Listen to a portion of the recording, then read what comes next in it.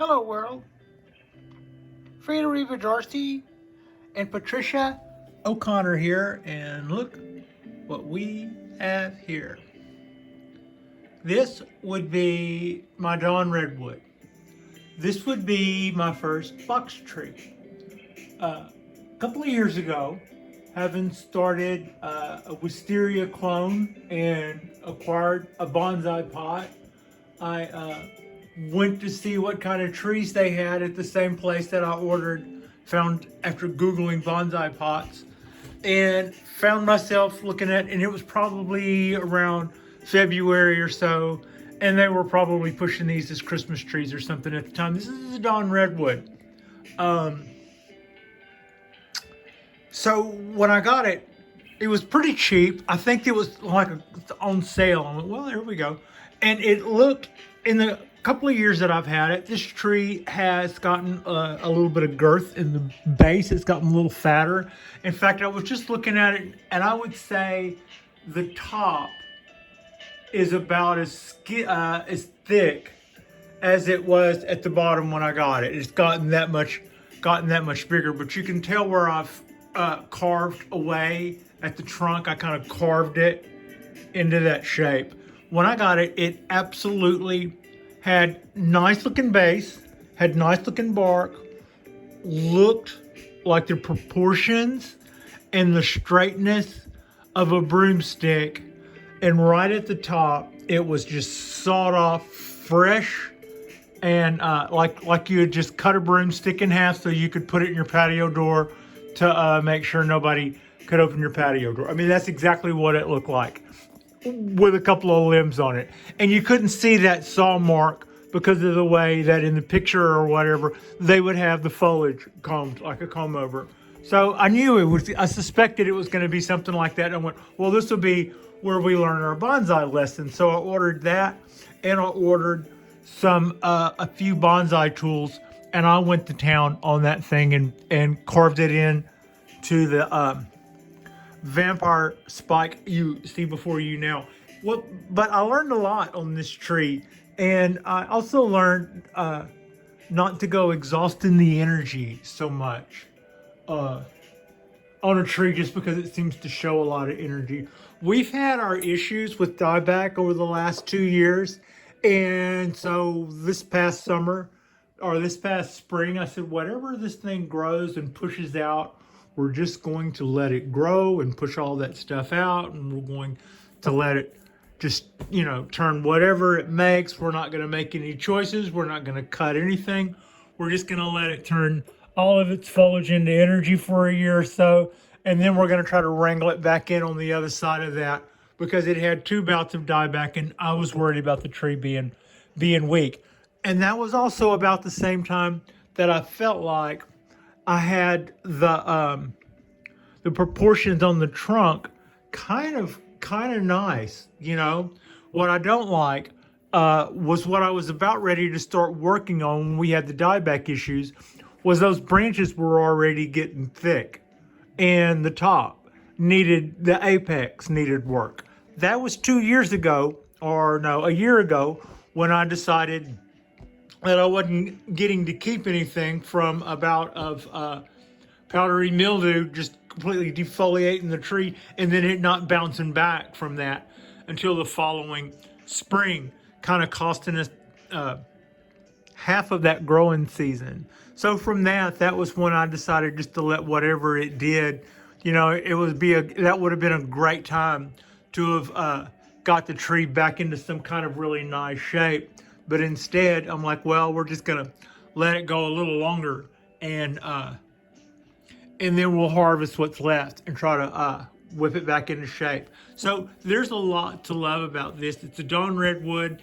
And what I didn't, one thing that when I first got this tree, I didn't understand why it was in a blue glazed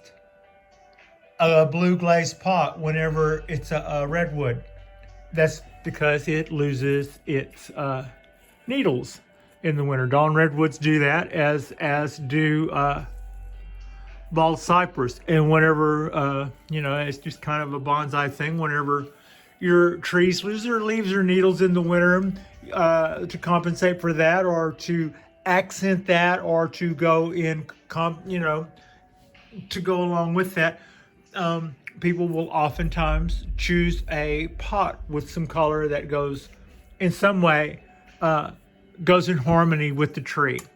So that's why the fine folks where this guy came from had decided to put it in this lovely blue glazed, but it's shaped quite a bit like what I would expect to see, a coastal redwood or something in, except I would expect for that to be an unglazed pot.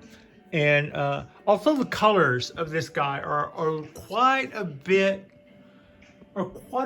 like the bald cypress that are a few feet away from it, but this guy is actually on the rail, whereas the bald cypress, they're still getting so much artificial light that I was kind of concerned that they would reflect art, they were going to hang in there. I was worried that I was going to have to worry about my timing on that. It turned out to be not an issue.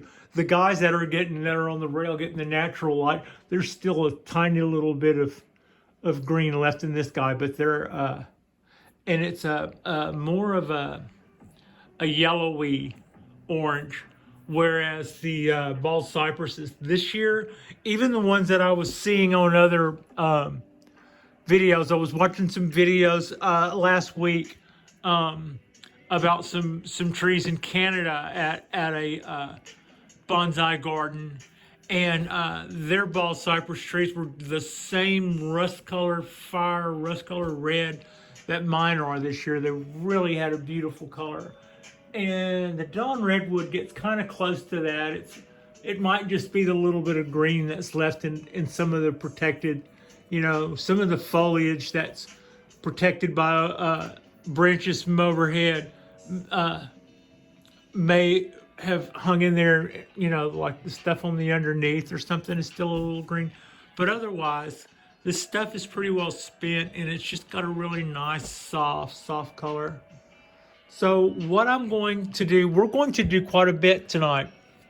One, I haven't finished a video in the last 5 that hasn't stopped itself. In the last couple, I've actually thought that I had the situation under control. Even the last one, I'd kind of wrapped that up and was all down to the saying goodbye part, and then all of a sudden it just froze. So what I'm going to do tonight is cut the branches that we're keeping on this tree back to a workable level where they were vibricate off into something usable coming in the spring, and then we'll probably do a little bit of carving on the top. Yeah, so that's kind of what we're doing there. Also, this is going to be kind of a cinematic, tricky one. We're just really going for it here. I've already done a little bit of cleanup down here. In other words, I pulled some weeds, not really much of a cleanup.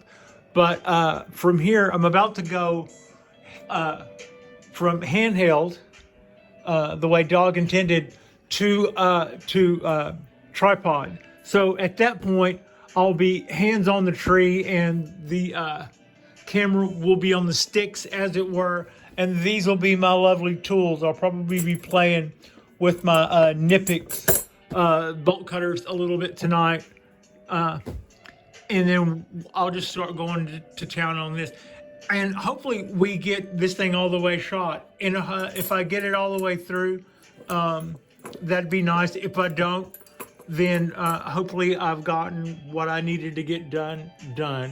And then if it doesn't work tonight, I'm just going to switch cameras. But yeah, let's see how we do. So from here, I'm going on the sticks right here. Yep, there was our as you know, it's a Pat video when you see the hand in the shot. I'm going to chip that up a little. Now, at some point, I will be working more on the top of the tree, and then at that point, I'll have to come back up here and man the camera again and adjust the angle so that you'll be able to see what I'm doing. So right now, I'll probably just start with these guys. And I have some basic ideas of what I'd like to do. Some of these branches, I'm gonna have this branch, for instance, is way too thick. I learned a lot from this. This branch is way too thick. This branch is too thick. That branch is like, it would be too thick, but it's the skinniest one. So, you know, if I have more choices, we would worry about it. So what I'm going to try to do is save some of that stuff because I don't want to start completely all over again. I want to make sure the tree continues its energy. But at the time, originally I had thought about this tree in a cathedral style. And for that reason, as a cathedral style tree, I was going to have multiple apexes, and so it seemed like an okay idea at the time to if I was going to have multiple apexes, just to let these guys get thicker because they were going to be growing another top. And about the time I started seeing this trunk just come along a lot faster than I thought, I was like, you know, you probably should have just stuck to your guns a little more and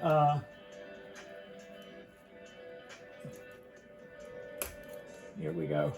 Stuck to my guns a little bit more and shaped the tree that this always needed to be, because I was kind of then starting to see it. And it only took 2 years for me to kind of be able to see the tree that I wanted out of this guy. Now here is where the big questions start coming in. What to do about that really fat one. It doesn't have anything coming out early, but it's really hideously fat. I think if I chop it here, then we'll still have this. In fact, we don't know that we'll have that.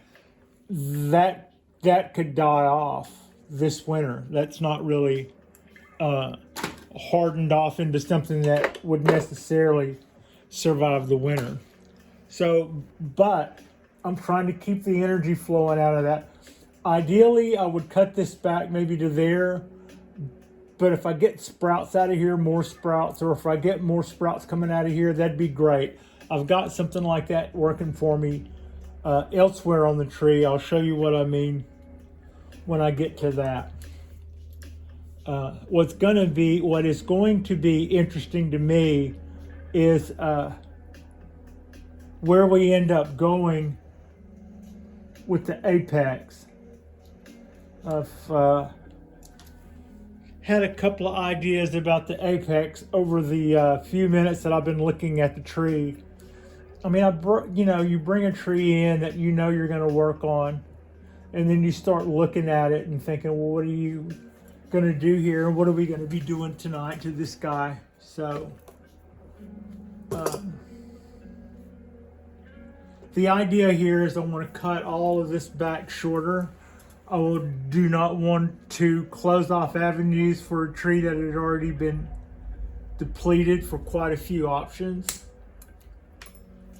By doing that, we'll try to give that. This is way too thick to be anything, so I should probably I was thinking about trying to cut that off flush. Let me see. Yeah, I see what I would rather do there, I think.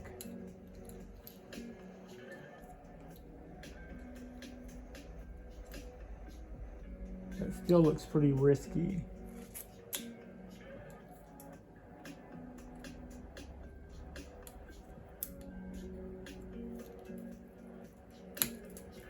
So there. Now these guys are have buds all over them. I mean, they're pretty thick. They're pretty thick with buds, but speaking of thick, you can see what I mean on those branches. The problem I see here is this has already started making bark and stuff, and that's a long distance, and it's already thicker than I want it to be. So I'm going to cut this back, not as close as I want, but fairly close, so that if come spring it doesn't do what I want it to do, I can give it another shot once the tree is pushing out stuff all over. If it doesn't push out anything here, I'll snip it again and see if I can get it to push out here. I hope you're able to see that. The tree doesn't have it. I mean, that's just all I know how easy I probably owe my downstairs neighbor at least a Christmas card. A little clumsy at times. So I think that was okay. I think that's okay. That's probably too long to really be a whole lot of help, but we've got, yeah, it is. The neat thing about these guys is it doesn't care if you have wire on them or not. And those cutters that I'm using, they really don't, but the edge would last.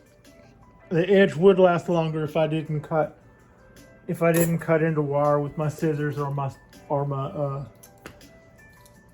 hybrid cutters. See, yeah. So what you can see what we're doing, we're kind of doing a hatchet job to this guy, but it also is getting this tree back into shape. Here, okay, now what do you do? All right, good point. I'm going to adjust camera right now so that we can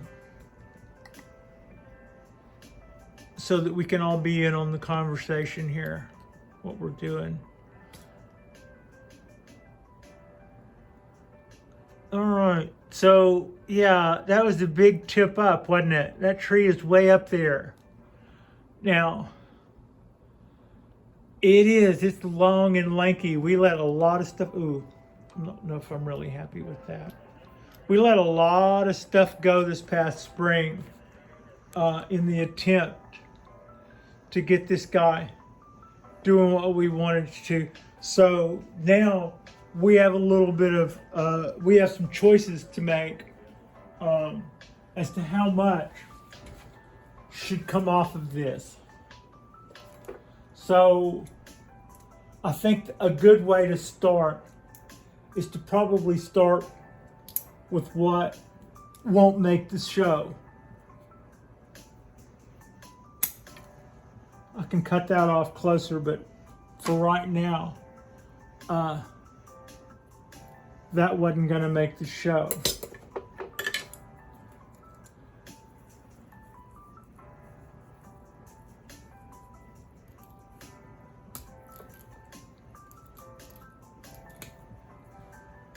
Didn't make the show. So what I'm looking for is I had an idea earlier about the apex. That will be our new apex for this tree. And oh, this stuff is already spent, so I can just pluck it right off. So instead of me just being absolute about it, I'm going, yeah, I think that's a pretty good idea.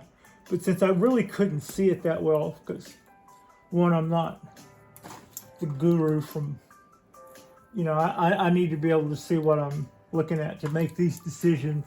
So I knew that what I should probably do is start removing what isn't it, and then we're just going to cut down to what is.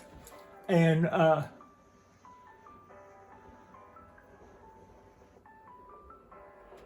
so yeah, here's the part where we make a new decision about what's going to be the apex of the tree.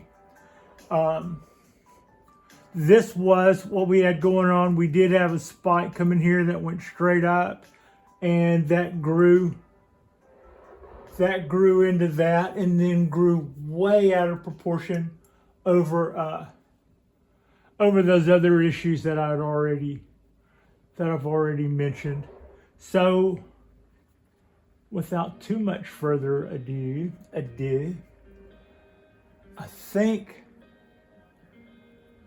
think one of these guys, I think one of those guys is going to be the new sheriff in town. And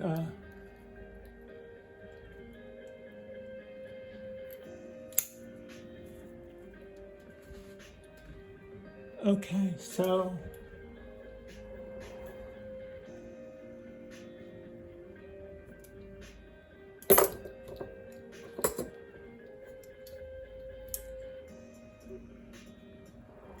yeah.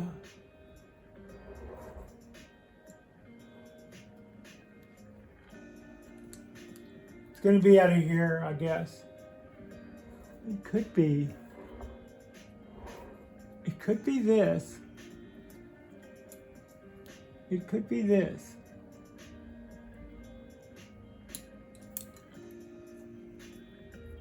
I was originally thinking this. I like this better than I like this at this point, I think.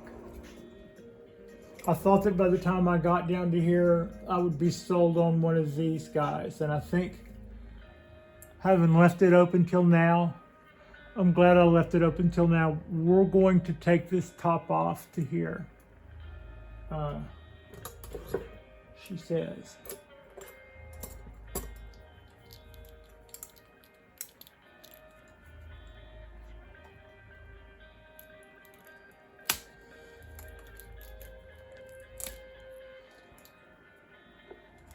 Some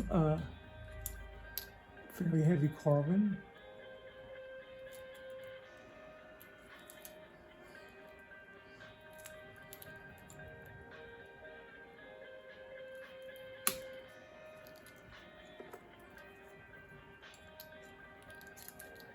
I've already just about, the tree is already just about healed over. The first scar I put on the tree, that was the first scar I put on this tree was a mistake. I carved a straight line right across, like I was peeling something. I was like, oh yeah, right. That's the part you're keeping one side of that line. So the other half is going to show an exactly straight line where you just cut that with a sharp knife until something outgrows that, or you cut that off. So yeah. It's like the first thing I did, I learned a lesson. The first thing I did was wrong, and then the first thing I did was a lesson.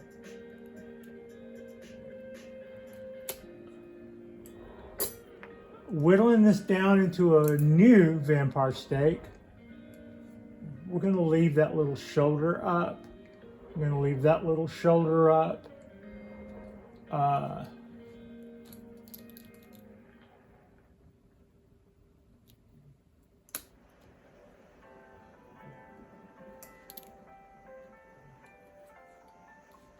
Already started rolling over the old mark and the old bark. I'll leave part of this rollover in place. So no big rush, but that's going to be our new guy, and that's going to be our new shape. So yeah. Get this wire out of here before this causes us some issues. Where'd it go? Where'd it go? There it is. All right. So at some point I will put a piece of wire like this on here, and it will go straighter up. After I'm sure that we get to keep that. That could die this winter. It's not really necessarily hardened off, but it is of a size that normally we get to keep. If not, there'll be something else come up there, and that'll be our new apex. But that is the Dawn Redwood, how it's shaping up. At some point, let's see. At some point, I'd like to see more bifurcation come out of here and come out of here. And then if I get anything out of this guy, I can chop that big stump back. But I can also just take whatever I get out of there and then chew that back with pliers a little bit and make those cuts look a little bit more natural. And in the meantime, let's see, where did it go? Where did it go? Where did it go? That crash I heard earlier was my putty. There it is.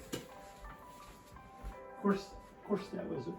So what I'll do now is I'm going to throw some putty over all of our chops. Not your chops, Frida. The chops I made on the tree. And at some point, you see how all these branches, I don't know if you can tell it, but all these branches are going up. Those were all branches that at one time were wired down. So when it comes to trying to get the branches on these trees or on the bald cypress to be more level, I think giving them a wedge cut underneath here and then pulling that down so that when that kind of heals over, you've got that shape kind of bred, because they do. As soon as you take the wire off, a lot of times they try to start working their way right back up. All of these things that you see going up at pretty acute angles had all been wired down at one point. And they chose not to. It's just what they do. So I was watching somebody else's video who was a very old, wise bald cypress grower, and they were saying that that was the way that they proceed with that. And I absolutely see that. I've kind of figured that out on this and am going to do that on those. Yeah.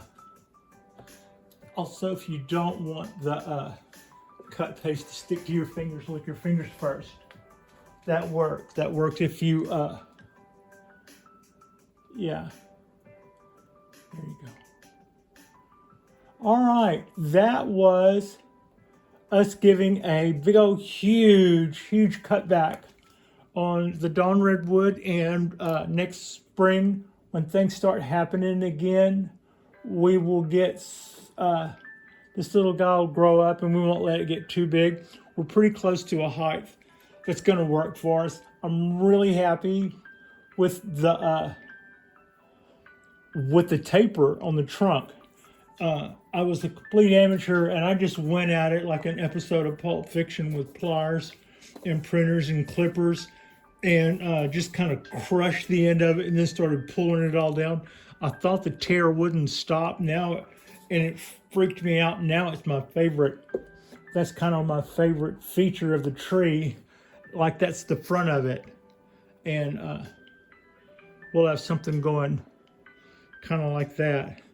And then all this stuff will be lacy and not as bulbous as it looks now. So yeah, I'm really happy with the base too. I had a little swirl of roots, and I was told to be careful about the roots with these things. And I'm especially cutting surface roots. It's the kind of thing where if you cut surface roots, you might see where that lines up to a section of tree and that dies off. But I was able to do that at the right times and stuff. I've got a little bit of, most of the roots there I'm pretty happy with. The stuff that I saw that was swirling around, I've already gotten rid of.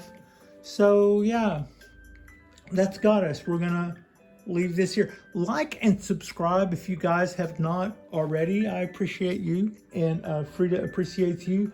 We've got a few more videos to do this weekend. No point in jumping off into what that's going to be. We've got everything on the balcony needs something, and I need more to do. So yeah, we're also, I'm a few hours ahead of some very serious squalls. We're in just some heavy craft warnings in the whole 9 yards. So that could be, maybe that could be a fun backdrop to shoot against. So yeah, thank you so much for watching.